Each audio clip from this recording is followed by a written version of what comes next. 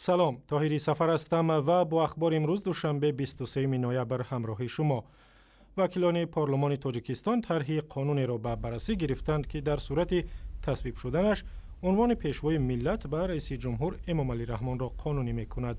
شورای مجلس نمایندگان روز 23 نوامبر ضمن جلسه لایحه قانون درباره اساسگذاری صلح و وحدت ملی پیشوای ملت را بررسی کرد و به کمیته های پالاتای پایینی پارلمان فرستاد تا نظر وکیلان را بگیرد. یکی از وکیلان پارلمان بعد از بررسی طرح به رادیو آزادی گفت: وکیلان پارلمان از های سیاسی، این هم از حزب سوسیالیستی، حزب دموکراتی، حزب کمونیستی، حزب خلق دموکراتی، همه حزب‌هایی که در پارلمان امروز فعالیت دارند و اینچنین از گروه وکیلان غیر حزبی نیز شامل هستند که با چنین تشبث لایحه قانونی مذکور را پیشنهاد نمودند. عباره پیشوای ملت را در پهلوی اسم رئیس جمهوری تاجیکستان اولین بار روز 27 اکتبر امسال دفتر مطبوعات ریاست جمهوری و بعد از آن تلویزیون‌های دولتی استفاده کردند. در قانونگذاری تاجیکستان مفهوم چون پیشوای ملت وجود ندارد، از این رو صاحب نظران این گونه نام بردن پرزیدنت را خلاف مفهوم دموکراسی می‌نامند. در دوشنبه بنا به گزارش ها قیمت فروش دلار آمریکایی از 7 سامانی هم گذشته است که علامت دیگر از ادامه بی‌قرب شوی سامانی پول ملی تاجیکستان است.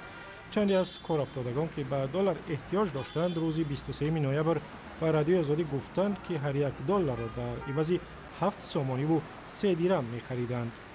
هر روز دلار میکوبم نمیاد. زیلیونی رفتم. زیلیونی گفتن که چون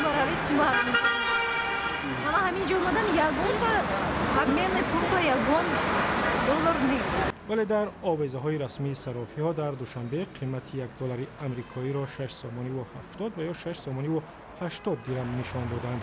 بحران اقتصادی در روسیه و کاهش یافتن انتقال پول مهاجران کاری به تاجیکستان سبب کند شدن یا رشد اقتصادی در کشور شد و یک عامل اساسی بی‌قرب شوی سامانی هم به حساب می رود.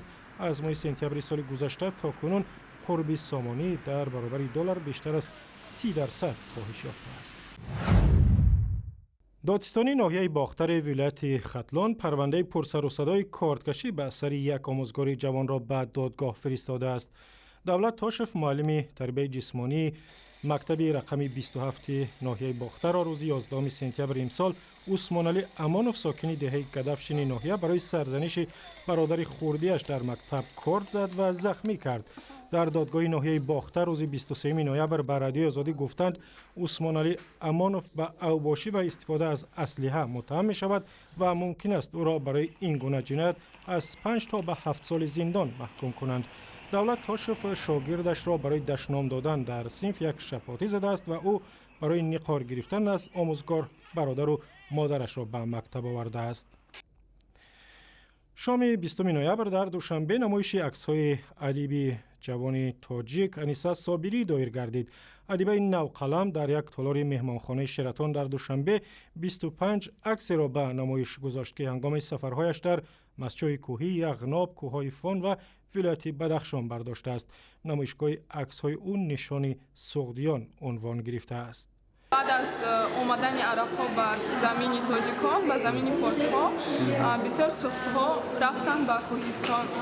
لیکن افسوس ما حاضر این تاریخ نمی‌دانیم. برای همین این مقصد این چاره‌بینی همین است که مردم تاجیک هم تاریخ خودشون رو فهمند هم این چیز را فهمند که ما یک جامعه هستیم.